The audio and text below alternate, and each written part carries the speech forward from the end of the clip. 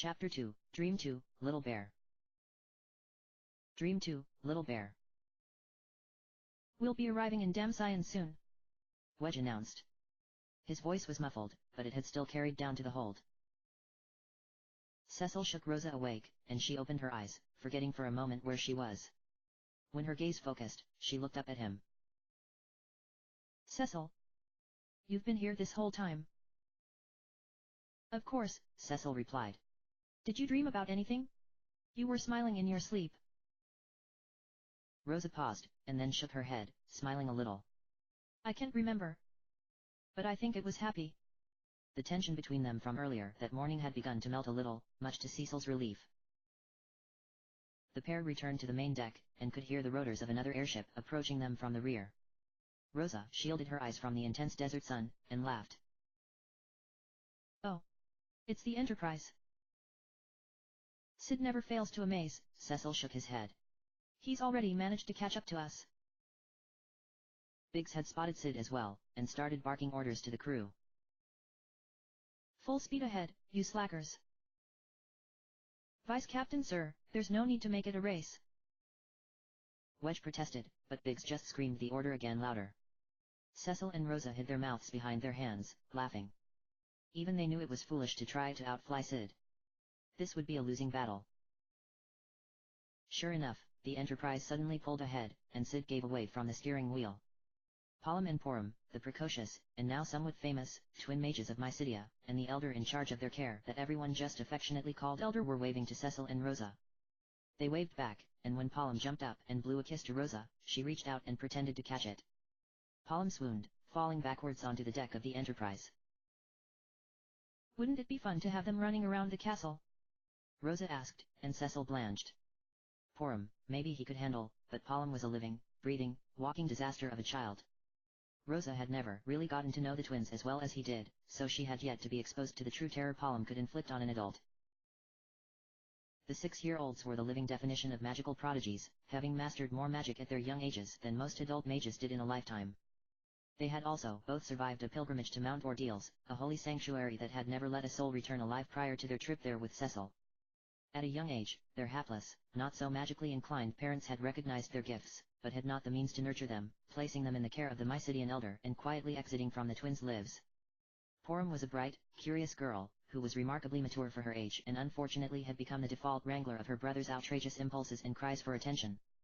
She was a student of white magic, and was sure to become one of the most powerful white mages in the world if she kept up her rigorous studies. Palom was the reflection in Porum's looking glass, terribly brilliant, but more likely to use that brilliance for pranks and inciting chaos. He was rude, a shameless flirt, and had no respect for protocol. As the elder had declared too many times for everyone's comfort, Palom would surely be the one to put him into his grave. He was a world-class black mage, but his real dream was to be a sage, like his hero, the late Tella. Unfortunately, he sorely lacked the discipline to go along with his ambitions. Physically, the twins had not changed much since Cecil last saw them. They were still only knee-high and dressed identically in their striped rompers, their chestnut brown hair pulled into ponytails. The easiest way to tell them apart, other than the constant smirk on Palom's face, was that Porum wore her ponytail loose, and Palom always had his tied into a braid. Otherwise, their cherub-like faces, still round with baby fat, betrayed no identifying features between the two of them. Their brown eyes were round saucers framed with delicately curled eyelashes that made grown women envious, their complexions tan from playing in the sun every day, and their smiles wide. The elder too, had not changed a bit. He still wore his beard long and grey, and kept his low ponytail slung over the shoulder of his midnight black robes. Despite the elder's insistence that the twins drained the life out of him, Cecil was sure that they really brought a youthful energy to his life that he would have else never experienced, and that he would actually miss them when they finally struck out on their own. More often than not, the elder held a secret smile on his lips when he was with them, and today was no exception. Both ships began to make their descent, making the sands of the Damcyan desert below whip into the air into self-contained sandstorms. Cecil and Rosa raised their forearms to their heads as the sand blew in, and the red wings pulled down the visors on their helmets.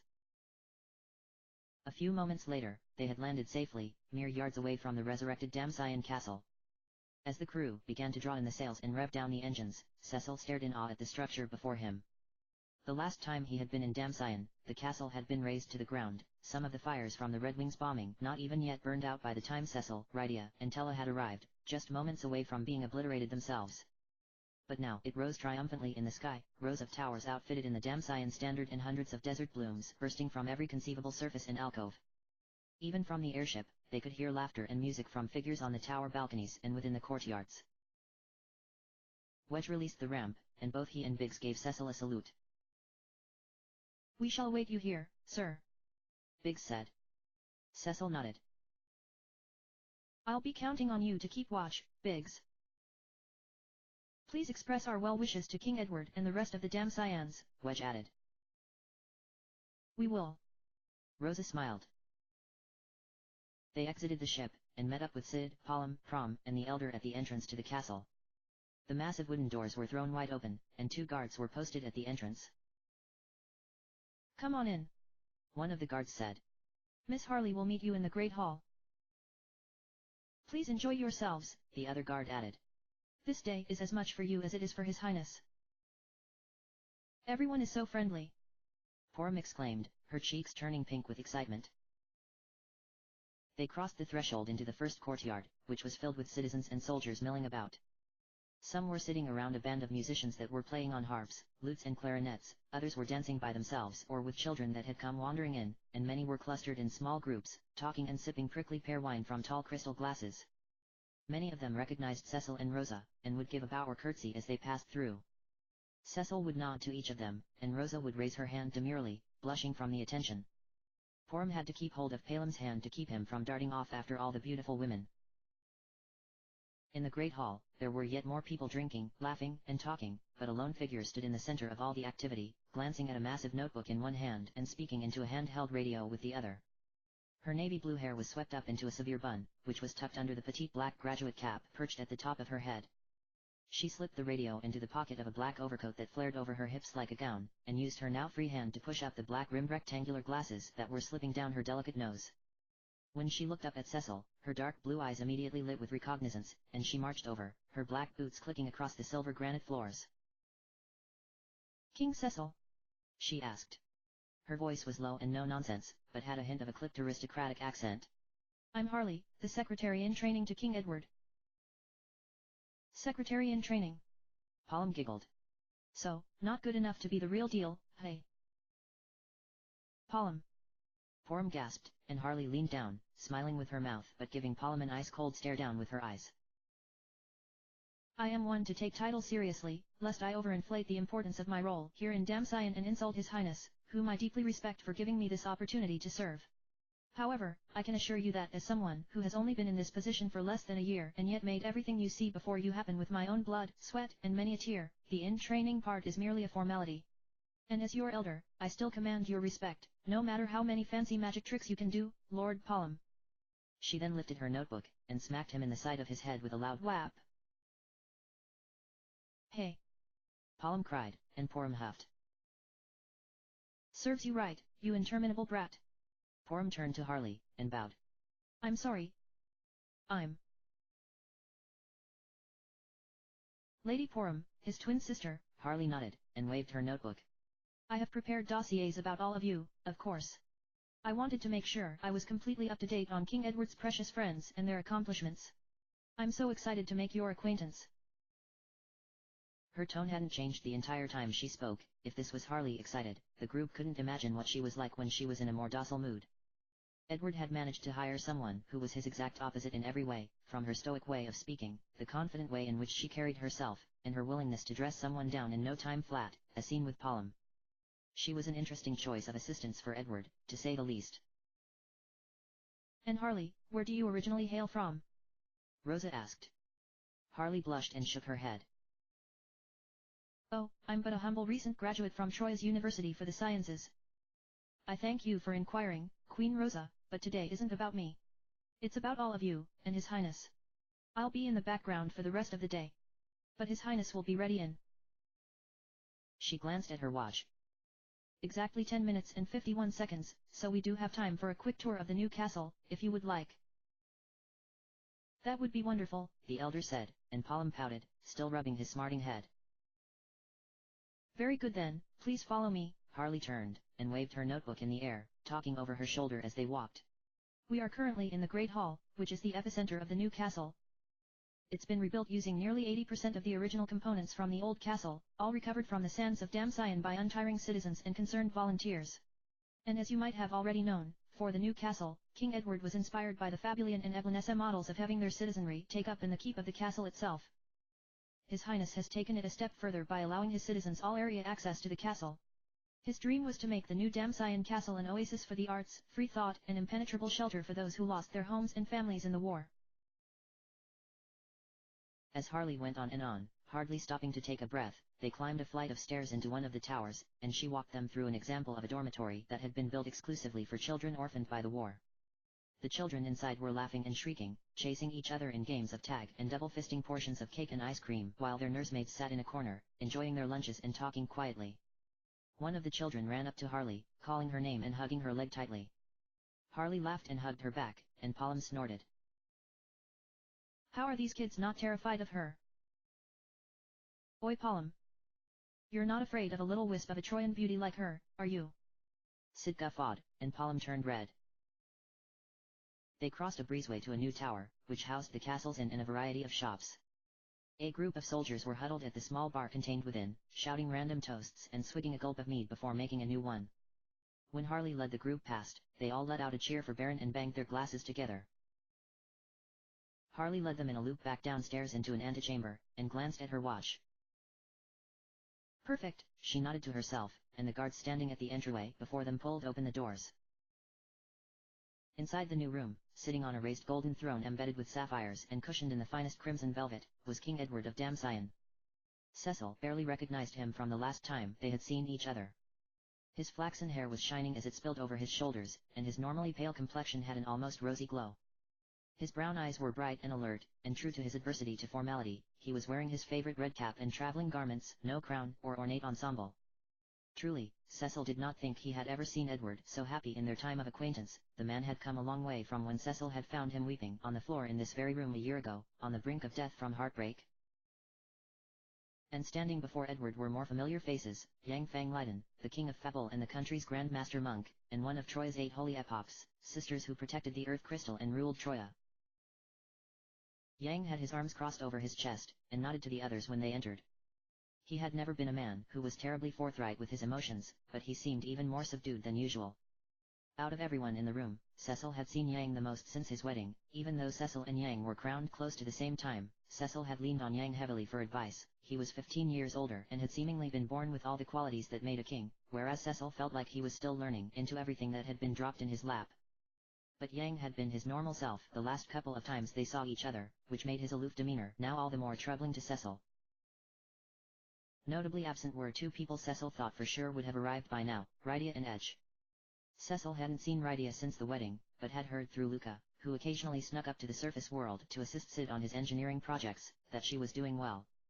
He had met up with Edge on more than one occasion to deliver supplies to help rebuild Eblan, and Edge was, well, Edge. If becoming king of Eblan hadn't changed him, nothing ever would. He was still skirt-chasing, obnoxious, and brash, but at least totally upfront about all of it. Edward stood up from his throne, genteelly clearing his throat and looking among all those who had gathered before him. Harley made a quick motion with her hand and the guards closed the throne room doors. She climbed the steps to the throne and took her position to Edward's left, several paces behind him.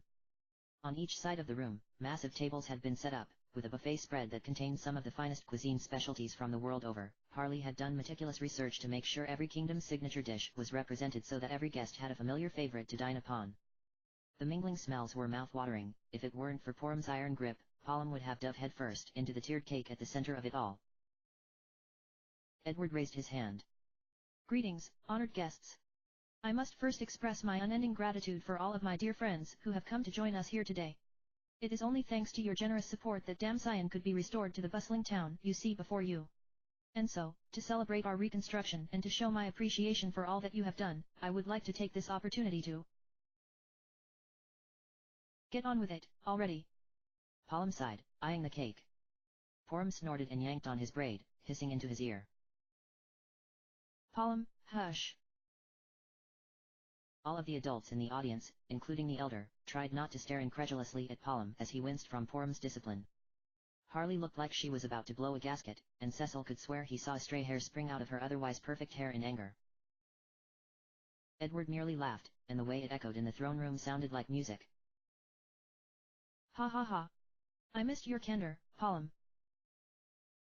Palom smirked and crossed his arms over his chest. Then let me dispense with the formalities. There is just one thing I would like to say. Damcyan owes its revival to all of you. I will never forget this debt. Thank you all. Everyone cheered and applauded, and Edward bowed deeply. Rosa leaned in, whispering in Cecil's ear. Edward has grown to be a splendid king. Cecil nodded. Indeed. Edward motioned toward the buffet stations. Let us leave the speeches and formal talk here. We must enjoy this rare time together with such dear friends. The audience began to break out into groups to chat and get food together. The elder and Troy and Epopt hugged excitedly. How are your sisters? We're all doing wonderfully. Troya has benefited so much from being able to send our acolytes to Mysidia for training. We have some of our own little rising stars, now. They're no Palom and Porum, of course, but one young girl, Leonora, shows exceptional promise as a future Epopt, especially since she has come home from Mysidia. She shook her head and sighed happily. And look at Edward. He has become a fine young man. Damcyan is going to become a vital center of trade with him on the throne. I just know it. The elder nodded. Mingling together with his people. Yes, King Edward lives true to his beliefs in every aspect of his life and in this castle. I traveled to Damcyan once, long ago. Edward was but a fearful child, then. He had never wanted to be the heir to the throne. His parents would be extremely proud if they were alive today. Sid and Porum were in the buffet line, and since Sid could reach all the food, he held Porum's plate and let her direct what she wanted to put on it. Just what I'd expect from Edward. His castle is full of friendly folks, hey. Sid grinned. Cecil came up behind Porum, and Porum threw her arms around him, feeling freer now that the formalities had been lifted. It's been too long, Cecil. I'm so glad to see that you're well. And you as well, Cecil said, musing her hair. Does your brother ever give you a break? Not hardly, Porum smiled. But I still love him. He and the elder are all I've got, after all. You have family everywhere, now, Cecil said, and Porum flushed happily. Palom sauntered up behind them, and cocked an eyebrow. Look at you, Cecil. Finally learning how to act like a king, hey. Porum glared at Palom, but Cecil smiled. He knew this was Palom's twisted way of saying that he missed him. He followed Sid's lead and got a plate for Palom, and Palom began to pick out food excitedly, dropping the cool act. Harley observed the room from her corner behind the throne, making sure everyone's glass was full and that none of the food was running out. Most everyone was talking amongst themselves, but Yang was staring out a window, contemplative. She knew he had rushed over to the ceremony from morning training, and perhaps was still distracted. Her eyes then fell on Rosa, who was leaning against one of the marble columns that flanked the room, staring out at nothingness. In her hand, she held a glass of water, but Harley could see it was shaking slightly. Harley leaned in, whispering to Edward. Queen Rosa looks rather pale. Has she been unwell? Edward leaned back in his throne, keeping his voice low. Cecil did disclose to me that she has been ill. He had been concerned she might not make it to the celebration today. Maybe you can be of aid to her, Harley, you two are close to the same age, you'll surely get along. Rosa was very kind to me the short time I traveled with her and Cecil. Of course, Harley nodded. Just let me wrap up a few things first. She pulled out her radio, and began rattling off some orders to whoever was on the other end. After helping Palom with his food, Cecil handed the plate over to him and walked up to Yang. He gently tapped him on the shoulder, and Yang jumped, not at all what Cecil was expecting. Yang's instincts were usually so in tune to what was going on around him, that he would have normally turned to face Cecil before he could have even raised his hand. Oh, Cecil. Yang crossed his bare, tattooed arms over his chest. What's wrong, Yang? Cecil asked concernedly. Is something bothering you? Yang glanced out the window again, shaking his head. Oh. No, it's nothing. Cecil frowned.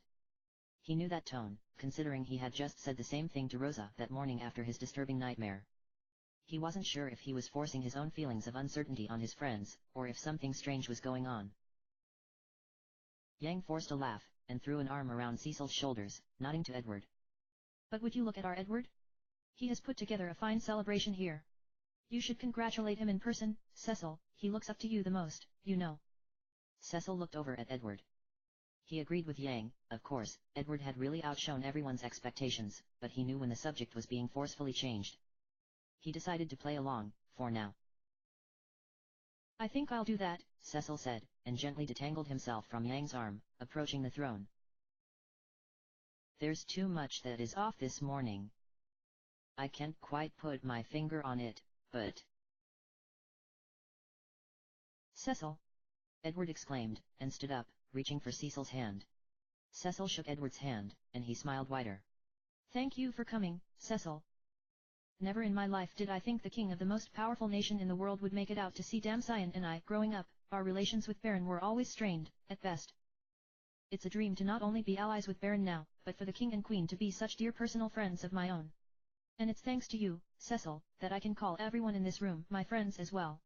You are the one who brought us all together. Cecil blushed slightly, and nodded. To hear Edward say all of this even after Baron's Red Wings had destroyed Damsyan and murdered the royal family, including Edward's fiancée, it was he that was fortunate to be forgiven by Edward, even if he hadn't played a direct role in the massacre. Cecil had always felt guilty that he, Rydia and Tella had not arrived in time to save anyone, and had only been able to watch the chaos unfold, helpless. But speaking of Rydia...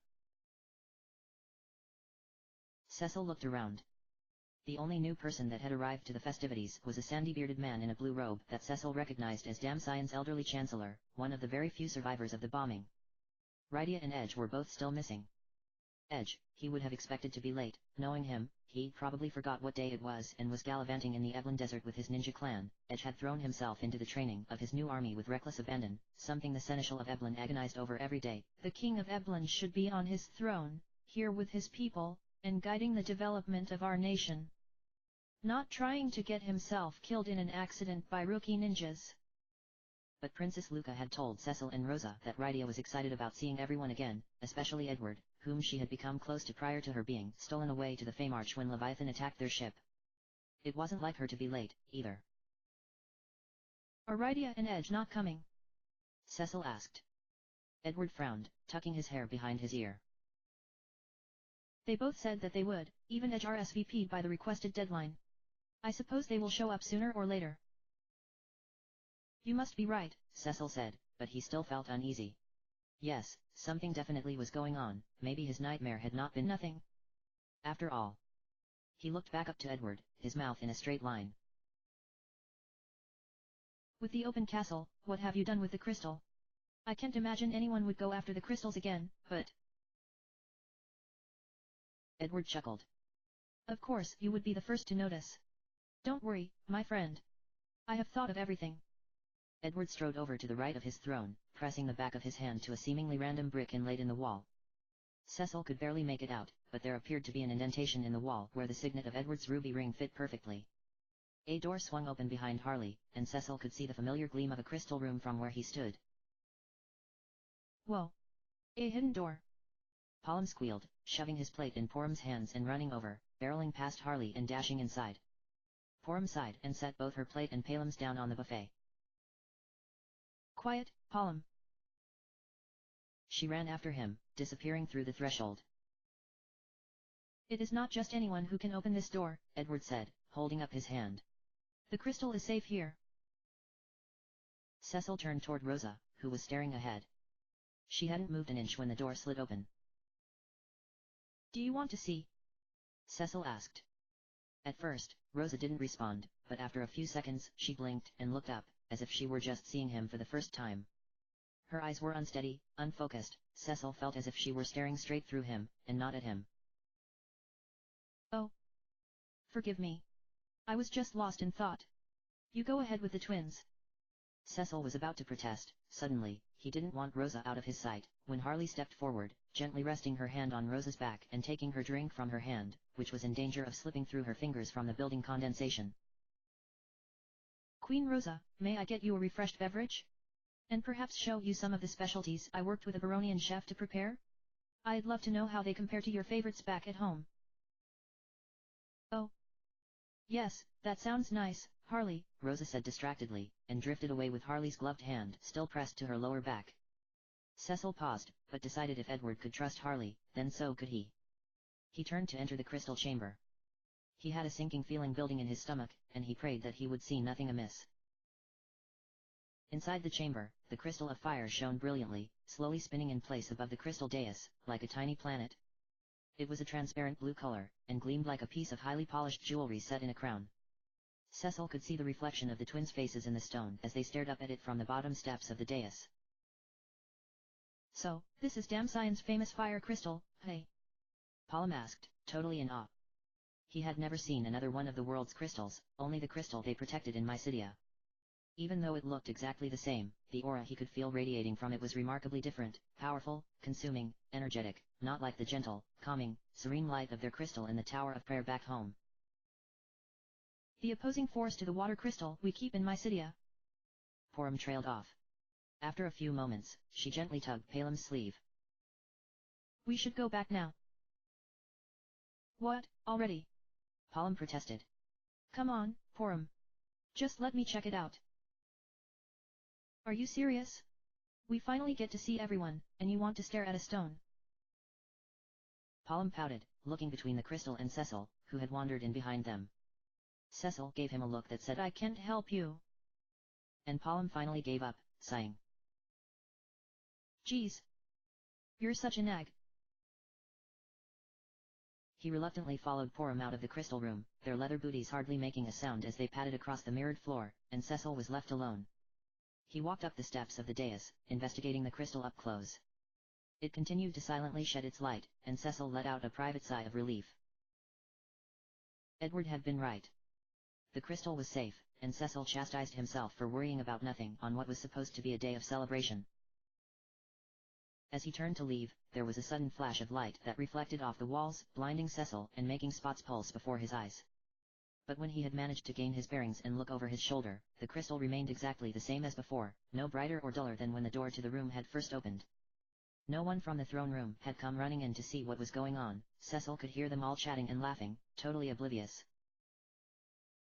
Must have been my imagination. Cecil left the crystal room, and the door automatically shut behind him. I'm getting too paranoid with Rosa and Yang acting odd, and with Rydia and Edge missing, all because of that strange dream.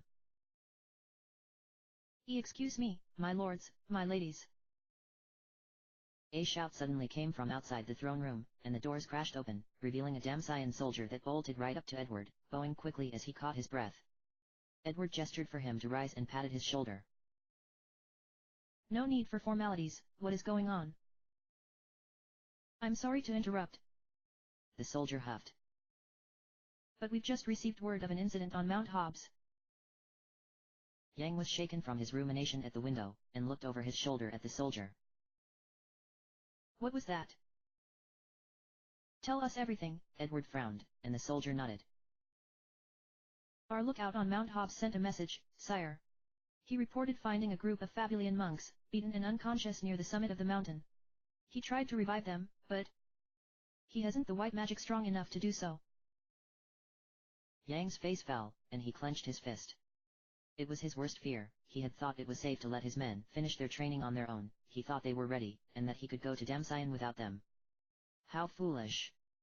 Someone, or something, attacked them without me there. How could I have been so selfish to leave them behind? Cecil watched his friend's face, and the clawing feeling in his stomach that he had just managed to banish came roaring back with a vengeance. Edward, forgive me, I must go at once. Yang started to run toward the throne room doors. Are you sure you should go alone? Edward protested. It may not be safe. I shall go with him, Cecil announced, and ran to Yang's side. Yang paused at the doorway, and shook his head. Cecil, you don't have to. I do, Cecil insisted, forcing Yang to meet his eyes. I have a bad feeling about this. Yang stared at Cecil, contemplating the offer, when Rosa walked over from where she had been eating with Harley, resting her hand on Yang's shoulder. And I'm going, too. You'll need someone to heal the monks once we find them. Cecil frowned. He didn't really want Rosa tagging along in her condition, but she was right about being the only one who knew the advanced magic to save the monks' lives. Besides, he felt only he could best protect her if the threat came at them head-on. What if whatever had attacked the monks attacked Damsien while Cecil was away? He'd never forgive himself for leaving Rosa behind. Yang sighed. It seemed that he had not the energy to argue, either. I am in your debt again, friends. What could have happened at Mount Hobbs? The elder shook his head. I hope this is not a new threat brewing. You old guys are gonna need us, too. Palom protested. Take us with you. I'm sure Cecil and the others can handle everything, Palom. Porom sighed. You'll just get in the way. Sid didn't seem worried, however. He had faith that whatever it was, Cecil would be able to take care of it. He took a bite out of the chicken on Rosa's abandoned plate, and laughed. Don't worry, I'll polish off all this fancy grub in your place. Just hurry back. Please be careful out there. Edward furrowed his brow. We shall pray for the safety of you all. Yang, Cecil, and Rosa nodded, and fled the throne room.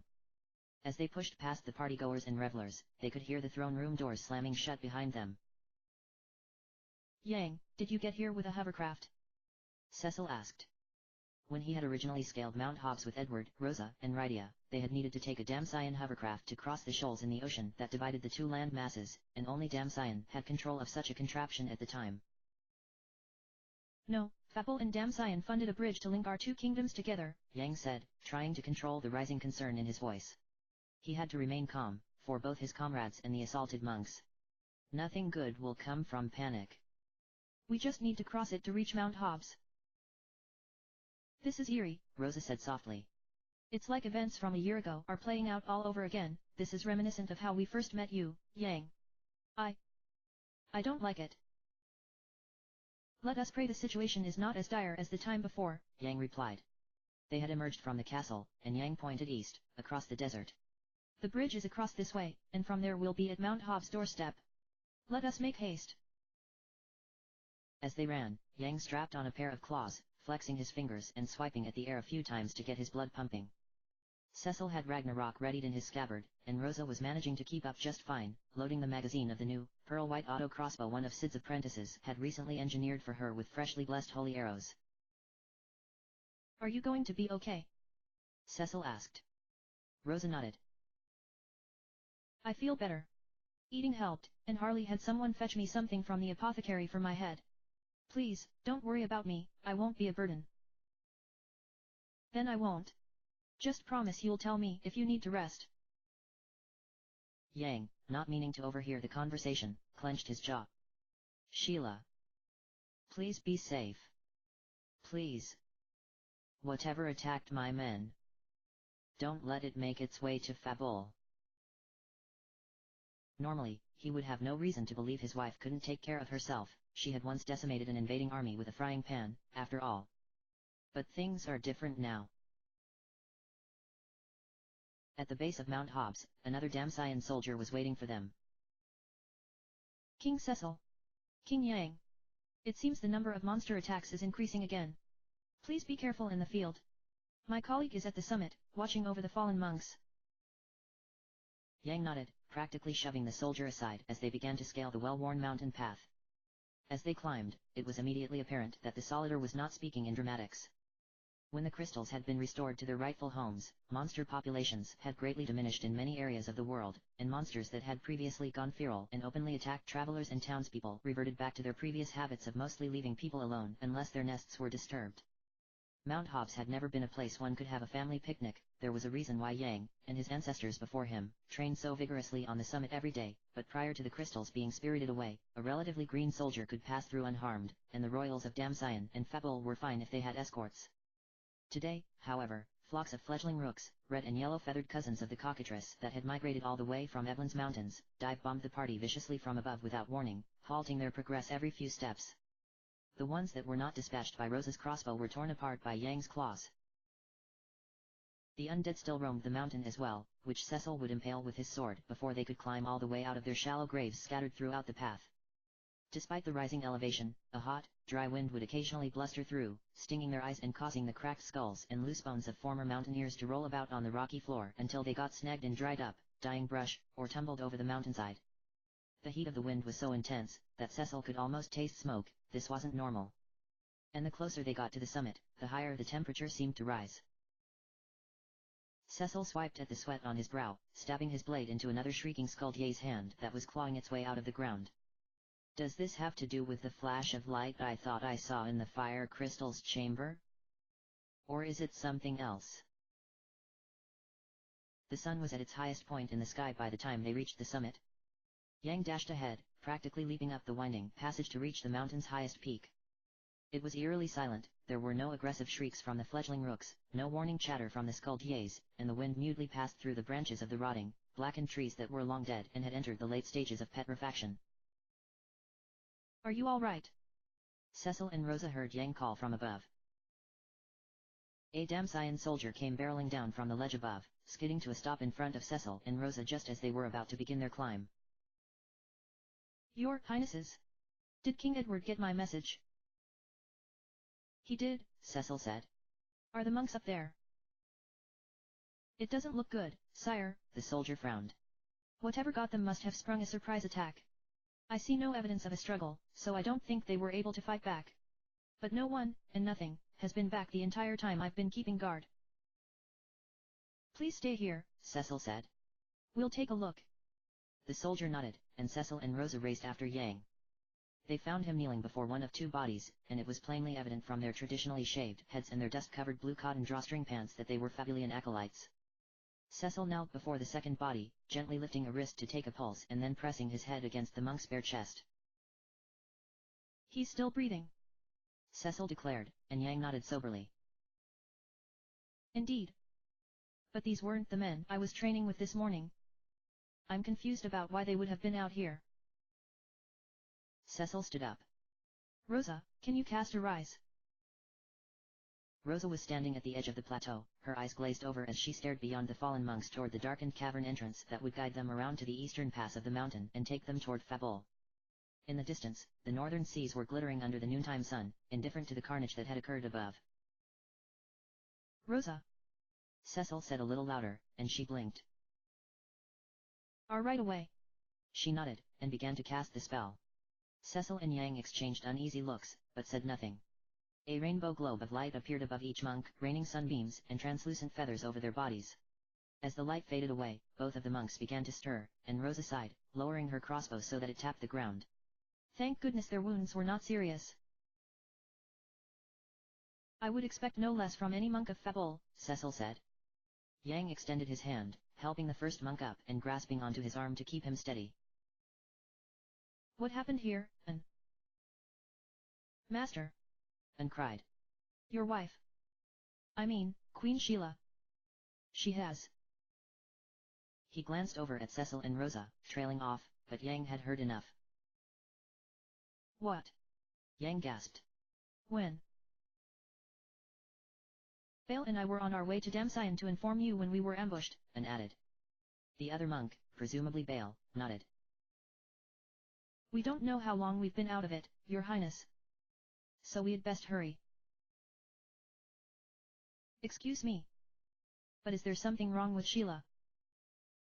Rosa began, but Cecil suddenly threw his arm in front of her, withdrawing his sword with his free hand. A low growl was coming from the cavern ahead of them, and two narrowed, amber eyes were blinking at them from within. Yang! Cecil hissed. This presence? That's the thing that attacked us, I'm sure of it. Bale gasped. Those eyes were the last thing I saw. Can you still fight? Yang asked. The two monks pounded their fists against their bare chests. Of course. The assailant drifted out of the cavern, flashing a mouthful of blue, needle-like teeth set on a round, wide face. At first, Cecil thought it was just one of the bombs that regularly were out and about on Mount Hobbs. It would have explained the oppressive heat if there was a nest nearby. But then the rest of the bomb emerged from the shadows, a mass of pulsing, swirling blue smoke that made up two arms and a long torso that trailed off into a nub of a tail. I feel like this is déjà vu. Again, Rosa muttered. First the mom bomb a year ago. and now this must be the dad. But this time, we don't have Rydia's magic to make quick work of it, Cecil frowned. So remain vigilant. Attack! Yang commanded, and an Anvil dashed forward and leapt in the air simultaneously, delivering a pair of punishing, flying back kicks into the dad bomb's face. Yang slid underneath the bomb's floating form, slamming his fists into it from behind as it flew backward from the monk acolyte's attacks. The pincer attack resulted in the dad bomb exploding in a fiery, smoky mess, splitting into 3 grey bombs and 3 balloons, a purple variety of the bomb family. The explosion had knocked down Yang, and Anvil, who were struggling to pull themselves up as they coughed and tried to fan away the smoke being absorbed into their lungs. Cecil rushed into the smoke, thrusting his sword into the bombs one by one, and Rosa cast a Curaga spell to get the 3 monks back on their feet. By the time the smoke finally cleared, the 6 bombs were dying on the ground, and the mountain air had already begun to cool down. Cecil let out the air he had been holding in his lungs so that he didn't breathe in the smoke, and sheathed his weapon. Is everyone okay? Rosa asked, and the men all nodded. Even after all this time, our foes grow ever stronger. Cecil shook his head. Yang ran the back of his hand across his forehead, which was coated with sweat. I will return to Fabul with an Anvil. Cecil, Rosa, you should head back to Damcyan. But Yang, Cecil objected. We're also worried about Sheila. We don't understand what's going on, but, possibly I can help with my white magic, Rosa added. Yang looked at his 2 friends, and sighed. I cannot thank you enough. I feel terrible. This was supposed to be a day of celebration for Edward, a break I know we were all looking forward to, and I have disrupted it and caused us to scatter. I'm really quite ashamed. Yang. Cecil shook his head. You're our friend. And Sheila, too. You've both done so much for Rosa and I, and Edward, probably better than anyone else, understands what it means to be there for your family and your kingdom. He wouldn't want you to suffer on his account. And Anvil both looked up at Yang, and Yang nodded. Thank you, Cecil. And you too, Rosa. I can see I was mistaken to try to shoulder my troubles alone. We will return to Fabul, and get an update on Sheila, together. Then let's be going. Cecil smiled, and an Anvil left to clear the path ahead for them. Cecil called down to the Damcyan soldier that was still waiting for them. Tell King Edward that we are heading to Fabul, and that everything is all right. Yes, Your Highness. The soldier called back, and turned back toward the direction they had originally come from. Yang had left to follow his men. Cecil rested his hand on Rosa's back, and she smiled at him weakly, strapping her crossbow over her shoulder. I knew something was on Yang's mind. But what a relief that we were able to save the monks, and that it was only an enraged monster and not something more serious. We can check up on Sheila, and then I can get Rosa home. We'll have to make it up to Edward another time.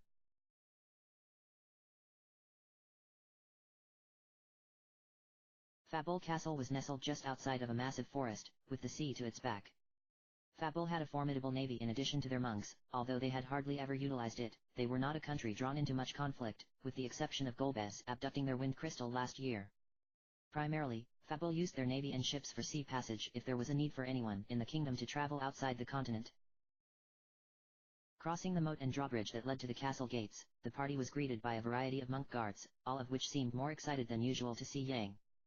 There was a sense of anticipation in the air so thick that Cecil and Rosa could both practically reach out and grab it.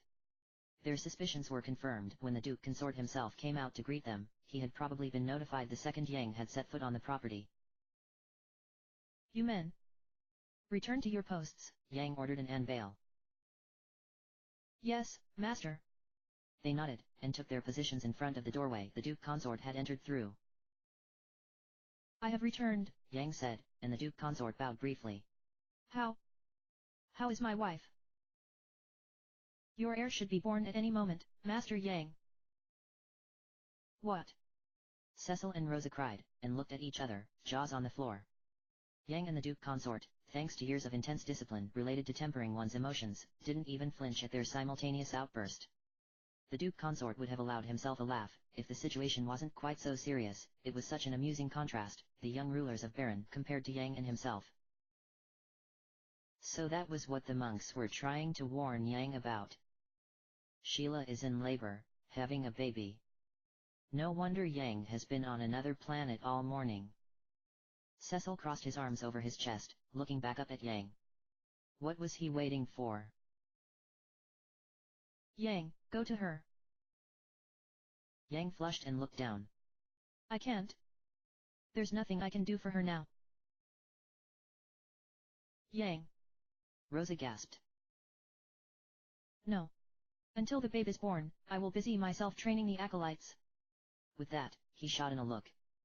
And jumped in place and immediately assumed a starting stance, with Yang following suit. Won't you even take a day like this off? Bale asked nervously. Yang squatted, closing his eyes and pressing his hands together. Training exists especially for days like this. When one feels powerless, there is no better remedy than to tear down those weaknesses and rebuild through training. Rosa frowned and put her hands on her hips. The Duke Consort shook his head. Forgive him, King Cecil. Queen Sheila is sequestered at the top of the Western Tower. Please, won't you go and support her through her labor? She would do well to have at least one familiar face by her side. Cecil looked to Rosa, and she nodded. Yes, of course we'll go, Cecil replied, and the Duke Consort bowed. Cecil and Rosa remembered their way to the Western Tower from the last time they had been in Fabul together, long ago when they returned to tell Sheila that Yang was laid up in a coma in the underworld. At the time, Cecil had been shocked at how nonchalant Sheila was about the whole situation, and insisted that they rouse Yang from his slumber by smacking him in the head with a frying pan. She was one of the most intense women Cecil had ever met, and he wondered if perhaps it wasn't a matter of Yang not wanting to be in the way, and more like Sheila banning him from catching her in a vulnerable moment. As they climbed the spiral steps to the top, they could hear a woman's screams echoing as they got closer and closer. Cecil turned white at the thought of what was going on above them, and Rosa grasped tightly onto his hand, taking the lead for the both of them. The door at the top of the tower was ajar, and light was pouring out into the dark hall. Rosa pushed open the door, and was greeted by a loud, high-pitched shriek. It wasn't a woman's scream like they had heard before, this time, it was the cry of something much more delicate. Sheila was curled up in a bed tucked into the corner of the room, with an older woman, the midwife, blocking most of their view. They could hear the sound of water being poured into a basin, and a low voice whispering soothingly. Wah. Waah. They stepped inside hesitantly, and the midwife turned, smiling at the visitors. In her arms, she was holding a squirming bundle of towels, some of them soaked with red fluid. Underneath the towels, a little fist flew out, and another loud cry ricocheted off the walls. Wah. The baby is out. Rosa gasped. Cecil stared in awe as the woman removed one of the soaked towels, dipped a new one in warm water, and ran it over the baby's chest. He caught a glance of a chubby, red-skinned foot jutting out from the midwife's arms, kicking at the air excitedly. That is definitely Yang's child, Cecil thought. I'm just getting the baby cleaned up, the woman said, and Sheila let out a low moan from the bed. After a few more moments, the midwife swaddled the baby in an ivory muslin blanket, handing it over to Sheila. Sheila slowly reached up, taking the baby in her arms and holding it closely against her chest. Her violet hair was half in a ponytail, half splayed out over the pillows, most of it sticking to her neck and face, which was flushed with a stain of scarlet. Was that Rosa I heard? Sheila whispered, her eyes half open. Rosa, dear. Do you know where Yang is? Sheila. Yang barreled past Cecil and Rosa, running to Sheila's bedside. Behind him, taking slower strides, was the Duke Consort. He took his position next to Cecil and Rosa, smiling slightly and whispering. He couldn't keep away after all. He was practically right behind you. Sheila opened her eyes fully, turning to face Yang, the baby clutched to her chest. Honey. She breathed, and cracked a smile. You came. Is it? Yang peered over her anxiously, trying to catch a glance at the baby, and the midwife laughed. It is a very healthy little girl. Sheila sat up slowly in the bed, lifting the baby girl up so that Yang could see. Yang's eyes widened, and he gently took her into his hands, her tiny form dwarfed inside his massive arms. She had a full head of blonde hair, and resplendent, champagne-colored eyes. Yang's eyes began to water, and he lowered his head. The baby stared up at him wondrously. A girl. My daughter. She's so small and light. But I can feel how warm she is. He sniffled and clung to the baby tighter. You've done it, Sheila. You've made our dream come true. Sheila smiled wider and nestled up against the pillows, closing her eyes again and resting her hands in her lap. I'm so happy. Rosa, who hadn't let go of Cecil the entire time, lightly ran her thumb over the back of his hand. As Cecil watched Yang gaze at the baby's face, gently reaching with his finger to trace it over her nose and lips, he felt a curious, warm longing in his chest. Never in his 21 years had he witnessed the miracle of a new life entering the world, and this was the most peaceful he had ever seen either Yang or Sheila, despite the chaos that had just unfolded moments before. He wondered if that was the kind of look his mother had given him when he was born. He had only been alive for mere moments before she had died, having used the last of her strength to deliver him.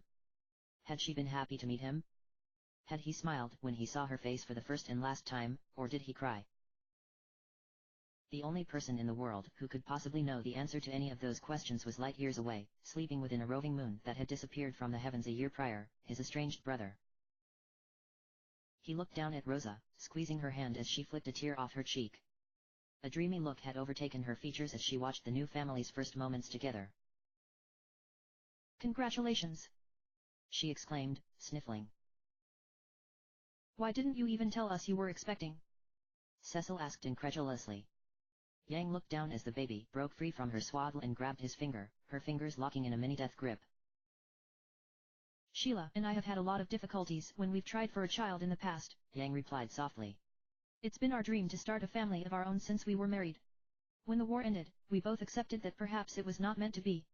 But we discovered shortly after that the gods had plans of which we were yet unaware.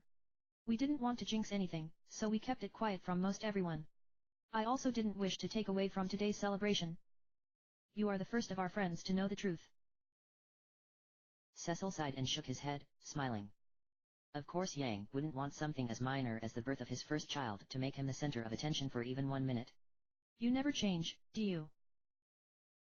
Rosa giggled behind her hand. How good it was to be celebrating 2 amazing miracles in one day after the past few weeks of drifting despair, the rebirth of Damsian and the birth of a Fabulian heir. It made the brutal trek across Mount Hobbs completely worth it. Cecil, there is something I'd like to ask of you, Yang said, his voice suddenly solemn once more. Would you consider being my daughter's godfather? And giving her a name? What? Cecil blinked, and Rosa brought her hand to her chest. You want me to name her? Are you sure? If you would agree, we would be honored. Sheila and I have already discussed it. Sheila looked up at Cecil pleadingly. Please, Cecil. Won't you do it? You and Rosa would be the best possible guardians for our little girl, should anything ever happen. And you've done so much for us. You made sure that Yang could come home, and without that, our child wouldn't be here right now. That's why we wanted you to name her. Rosa patted Cecil's hand, and smiled up at him. He took a deep breath, stealing another glance at the baby. Her eyes were closed, already sleeping and at ease in her father's arms. Yang looked so protective of her, like he would take on the world to keep the smile on her face. A man who was as large as a gigas and as fearful as a bear had been reduced to a love-struck boy by a 6-pound cub. And that was when the perfect name idea came to him. Well then. How about Ursula? Cecil suggested. Oh, that is a fine name. Yang set the baby back down in Sheila's arms. The baby cooed, opening her eyes and reaching for her mother's breast, her swaddling falling away.